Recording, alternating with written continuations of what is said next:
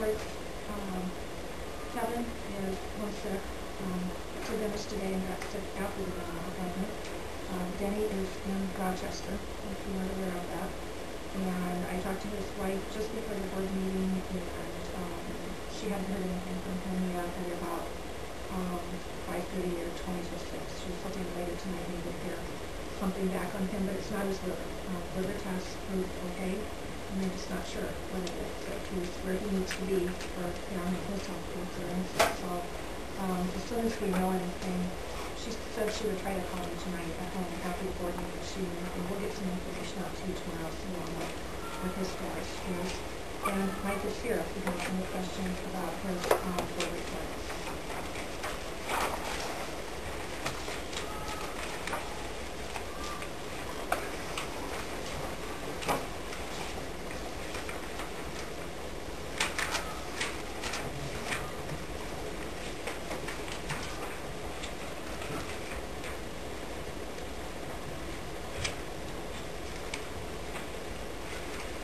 Mike, on the scores at the top, the reading and the math, are all of these students being taught at the same level and with the same curriculum?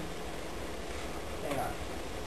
And all the scores are taking, you have more than one math test, but this is all the tests rolled into one or whatever. I mean, this is off the ITDS test. What's that?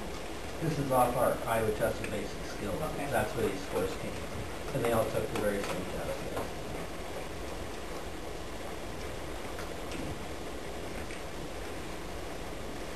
Have you done the same thing with the Iowa norms? You've got the national norms here. I've looked at the Iowa, but I haven't put them together like this. Generally speaking, the Iowa norms They'll be a little lower just because of the curriculum that we have in Iowa. curriculum in Iowa is stronger than it is across the country, as an average. Yeah. But they are, even those scores are very good. I'm real happy with those scores also. These are very nice. Yeah, yeah. So did any of these, did any of our reading scores tie into like where our goals were that we had to report? And then how did you do on that? You're talking about the APR goals. Correct. I don't think we met the APR goals in all 4th, 8th, and 11th in reading, and we didn't meet them all in math. I know we didn't do science. There were some grades that we've met, and those reports would have come out in your last 4 packets and in your last 2 or 3 newsletters that you would have gotten. You had a single sheet. No, I'm talking about for next fall. Those scores would have been. Gotcha. Yeah, that's what I'm talking about. I'm talking about, for your building goals, for instance, how did these turn out compared to what your building goals were? Oh, building goals. These were very good on our building goals. We're stepping right up. I mean, they are at or above where we'd like to be. What concerns me is the trajectory piece of it, that the state wants you to keep going up. Well, eventually, we would like to keep going up also, but it gets so difficult to keep pushing forward when you're at the 80s and 90s. We're supposed to be at 100% at one point. Our middle school scores are in line with the trajectory. Last year we were kind of stalled out. This year we can see progress in 5th through 8th grade in reading and math. In particular, science was a little higher all along. And I don't know if we made trajectory. We won't know that till we determine if we've got all of our FAE kids, our full academic year kids or not. But we would be close to keeping on track for our trajectory for NCLB. High school, I haven't looked at it enough to know how those look.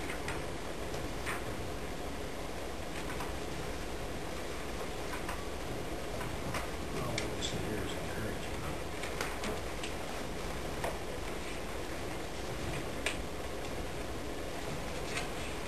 We have a high school report that I think was laying on your table when you sat down and reviewed this on that from middle school. I only had a couple, 3 things in my report.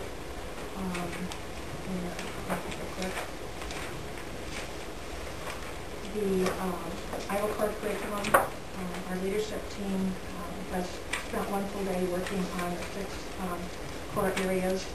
And we have 2 more days of training in late February and late March, and we'll have everything the Department of Ed and ADA will give us. A year from this spring, we'll have an implementation plan for how we will roll the Iowa Core curriculum, which would be reading and language arts, science, social studies, math and science, as well as 21st century skills. What our plan is for rolling that out into the district. The kind of teaching that Gretchen explained is the sort of teaching that's expected in all classrooms at all times.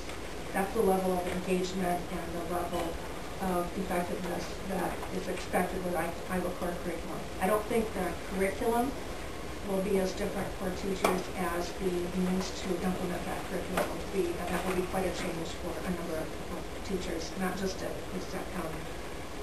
Iowa Association of School Boards communication, you've got several sheets in your packet about recent information.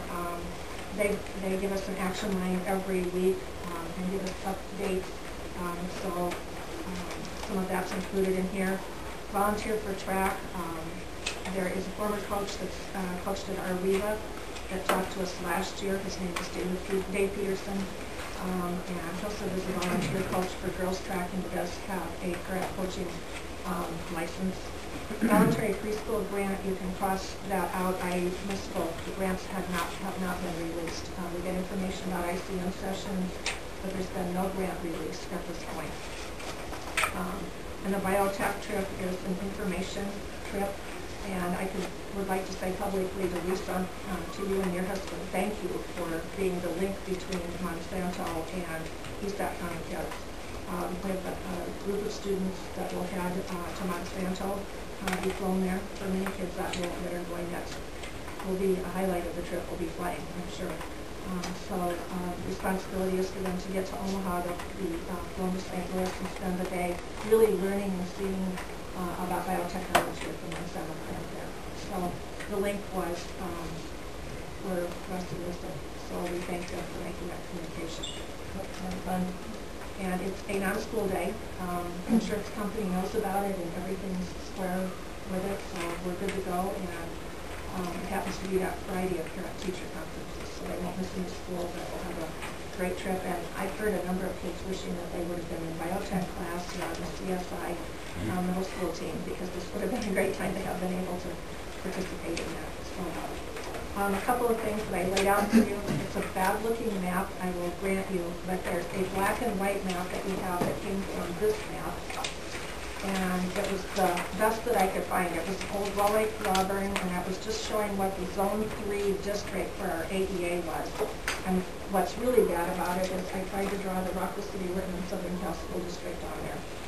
This little tiny map right up here in the corner, if you look at it, and especially on the colored version that I have, you can see where Rockville City, Whitman, and Southern Cal butt up to our school districts. One of the things we talked about last month in sending letters out to contiguous districts, someone had made a comment about the districts all have pieces of us that they're attached to, but lots of them run in directions that they're east and west versus our north and south districts. So it was more or less just to give you a little bit of idea about that.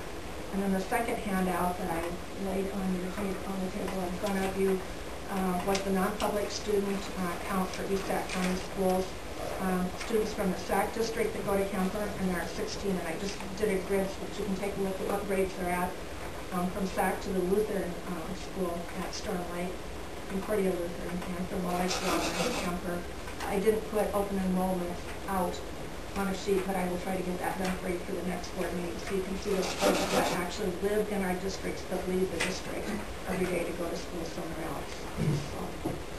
Yeah, I looked, and I think you said we had about 35 open roll out, and then I was figuring, this one, Shirley and I were talking, so you look, we probably between, WLVA to a Kemper open rolled out and homeschool, we're looking at $500,000.